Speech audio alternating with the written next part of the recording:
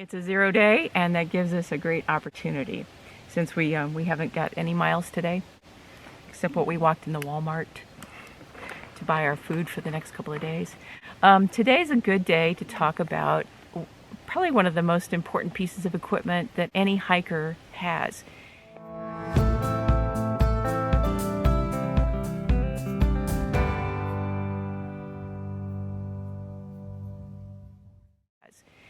And that is the decision of what shoes to put on your feet. Your feet are everything, and care of your feet is everything. And we've had quite a saga with choosing our shoes. Yeah. We've been hiking now for, seriously hiking with this goal in mind for 3 years.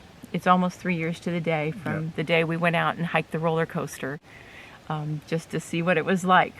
And we've tested a lot of shoes and a lot of shoe and sock combinations. So shoes and socks are a kind of big personal choice. Basically, we have over 1,700 miles plus the Camino, so over 2,000 miles of shoe testing behind us. And we've made some radical changes just recently. Yeah. Do you want to talk about your shoes? Yeah, so I started wearing the Merrell Moab Vents. Very comfortable shoe, not waterproof. I tested about, 3 or 4 different kinds of socks. But the shoes are a little bit heavy, and I took a recommendation to move to the Ultra Lone Peaks, which have a very wide toe box. They're trail runners. They're extremely light. But what I found over the course of about 600 miles on the Appalachian Trail is they're not terribly durable. Now, you wore them on the Camino, and you pushed them and got 600 miles out of them. But that's a completely different kind of terrain to walk on and different kind of path to walk on. Yeah, Camino's a much more groomed trail. It's a little more forgiving. What I found on the Appalachian Trail is the Lone Peaks were lasting somewhere between 200 and 300 miles. And something about the shoe would come undone. In fact, one pair of shoes was so badly damaged that I ended up with shin splints. But I did go back and I tried another pair, and within 175 miles, the shoes themselves were actually starting to come apart.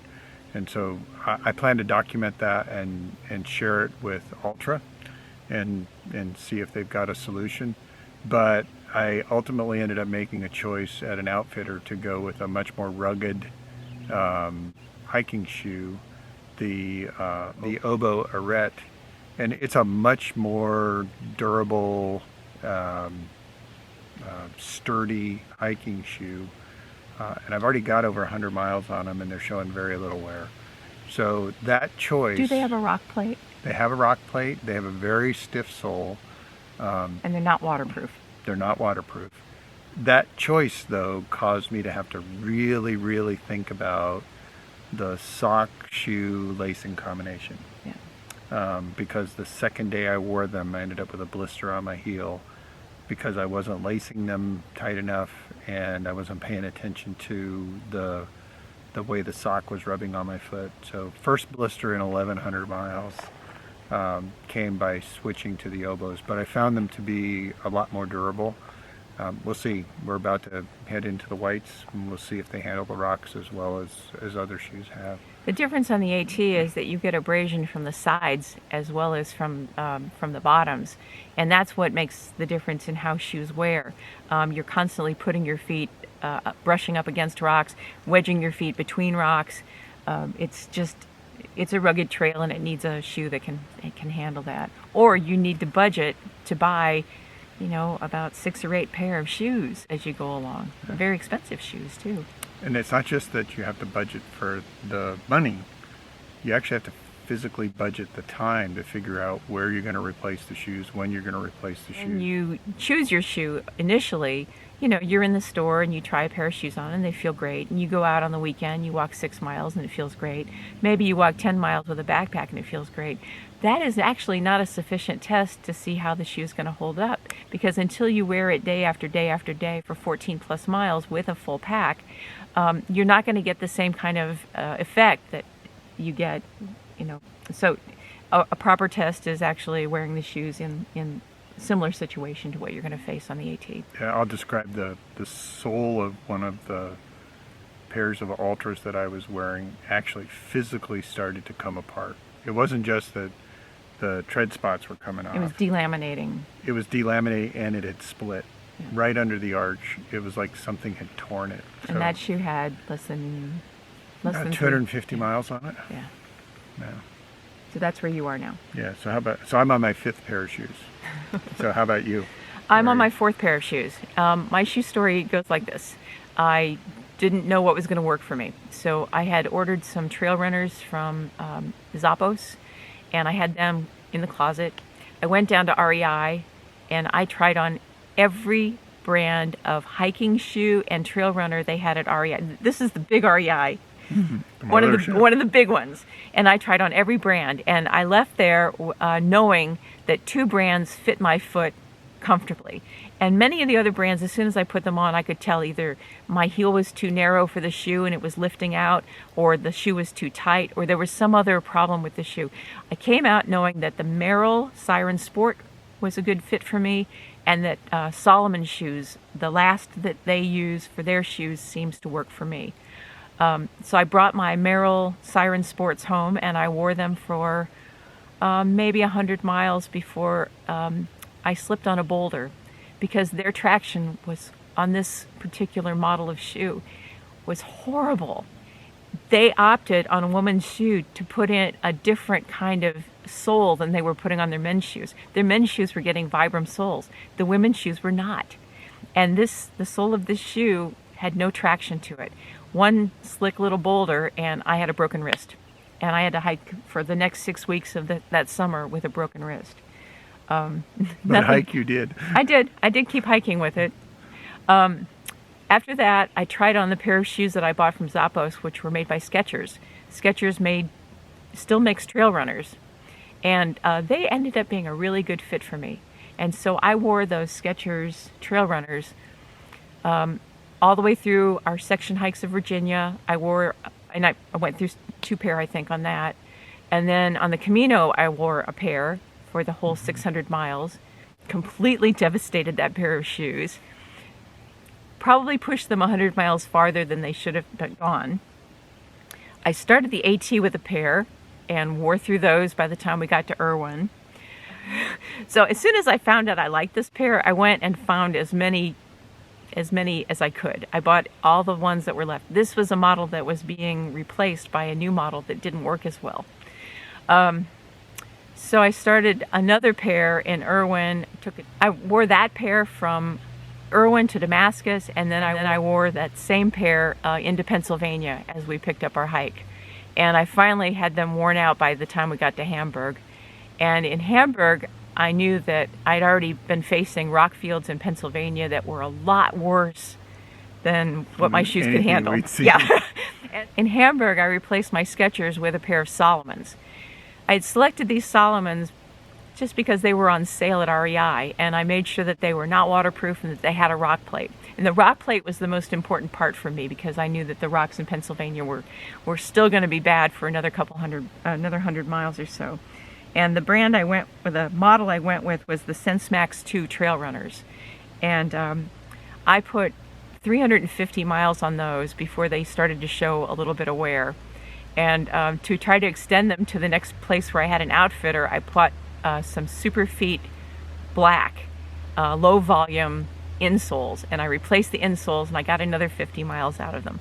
But Solomons are destroyed from the inside out. So where your shoes were showing wear on the outside, my shoes were showing wear on the inside.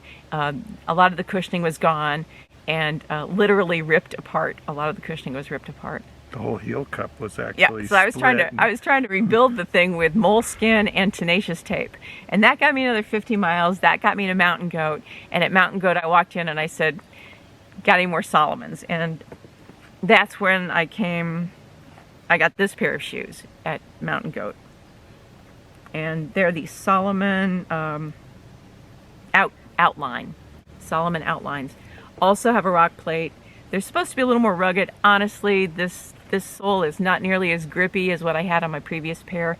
So I'm going to try to find something a little more like my previous pair when I replace these. But these still have a lot of miles on them, a lot of miles to go. So I'm pretty happy with that. But shoes are only part of the equation. Mm-hmm. If you had asked us even a year ago what were our favorite socks, even 6 months ago, we would have said the Right socks. They're a sock that's lined with Cool Max, and they're guaranteed to prevent blisters, and we had really good luck with these. However, they do break down very quickly. They're completely, there's no natural fibers in this at all. So between the two layers, what'll happen is as you wear them and they start to abrade, they'll create little pilling inside the shoe between the layers. So you'll feel like there's sand in your sock, and it's not, it's just the sock breaking down. So we found that these socks definitely have a life cycle. They will help you, though, break in a good pair of shoes and prevent blisters, particularly if you're a new hiker or you're starting out on your hike. They're one I would recommend. They're very comfortable, try out. But don't wear them beyond about 200 miles. Right. The hiker's favorite are the Darn Toughs. This is everybody's darling, and a lot of people put in Gingy sock liners with them, and they just absolutely love them. And I wear Darn Toughs all winter long. I wear them like slippers, and they don't wear out, and they've got a great guarantee. But when we were in Hot Springs, I needed to replace a pair of socks, and the only brand that I could find on the shelf that kind of fit my needs was the Farm to Feet. Farm to Feet have the same warranty as the Darn Toughs. And look at these, are starting to pill a little bit. All socks do wear out. They may not get a hole, but they do wear out. But the Farm to Feet, the way they're knit is really technical. And I just love the way these socks fit and the way that they're knit. They're not just a basic sock. A lot of thought's been put into how these are created, and they fit beautifully inside my shoe. It's hard to get the right size unless you're buying them from an outfitter and you can actually try them on. They're just fabulous. In Europe, I found a pair of trail running socks that I also loved, and they also had this extremely technical kind of knit to them, where different parts of the sock had different qualities. And those socks were even so specific that there was a right sock and a left sock. So we needed another pair of socks because we had worn out our right socks, and we only had 2 pair of Farm to Feet with us. So we went back to the store and we got another pair of Darn Toughs. I'm cycling the Darn Toughs in along with the Farm to Feet, but my preference is still the Farm to Feet. But nothing beats a brand new pair of socks. And nothing beats a pair of socks that are clean and fresh and dry. Dry, yeah. And sometimes we actually change our socks at lunchtime just to give our feet a break. When we started out last winter, we didn't have camp shoes. And then when we got our resupply, I think in Hamburg, we decided to go ahead and try camp shoes again because the heat was getting to the point where our feet were sweating during the day. And so even though we weren't walking with wet feet all day, except the days it rained and the days after it rained, moisture was becoming a problem. So we went ahead and we put camp shoes in our kit. Camp shoes are another personal choice. A lot of hikers carry them. They're a luxury item. And so here's our camp shoe of now. Well, it's the same one we had in the wintertime. And that is when you get to camp, take your shoelaces and loosen them all the way up so you can just turn your shoe into a slip-on. Now we had to do this by necessity in the winter because our shoes would freeze at night, but this actually makes a pretty adequate camp shoe. Yeah. You can just slip your foot in and out, just leave them outside the tent and just slip them on quickly, and that's all you really need in a camp shoe. I also found that wearing my camp shoes around camp was a little bit dangerous because I'd go to get water or go to the privy, and a lot of times even that trail is super rocky and you really do run the risk of twisting your ankle or hurting your feet. We just loosen the laces and use that as your camp shoe, and boom, right there you save either 8 ounces or in his case he saves a pound. Yeah, they were not light. But also you need to consider giving your feet enough time to dry out. Yeah. So you have to plan your priorities when you get to camp to get you to a place where you can have all your chores done, you can get your shoes off, and you're in a relatively static place, whether it's sitting on your sleep pad or in the shelter on your sleep pad. You know, just relaxing and resting, stretching your feet, stretching your ankles, doing all the exercises that help you recover. But basically get your feet out of the shoes and out of the socks to let them dry. Yeah. As nice as the socks are, even they will hold moisture. A lot of people like to sleep in socks. I prefer to sleep without socks and let my feet completely dry out overnight. The consequences of not getting your feet dry are pretty severe. Yeah. So your feet they're your wheels. They move you through whatever terrain you're going to move through, and so your shoes, sock, and lacing combination is kind of one of those key elements of success on the trail. And testing as many shoes as you can possibly test, understanding how the shoes fit, whether they're right for the terrain. Don't let an outfitter talk you into a set of shoes that are uncomfortable just because they're rugged. Try them out, try them on, walk around the store, get on the ramps, walk up and down the stairs, do everything you can to determine whether or not that fit's going to be comfortable. Also You're gonna need understand it. that your feet are going to change as you hike, and the more miles you put on it, the more profound that change is going to be. So what I discovered when we were at the Mountain Goat is I was trying to get into a pair of Salomons that looked pretty much like my old ones that I really liked.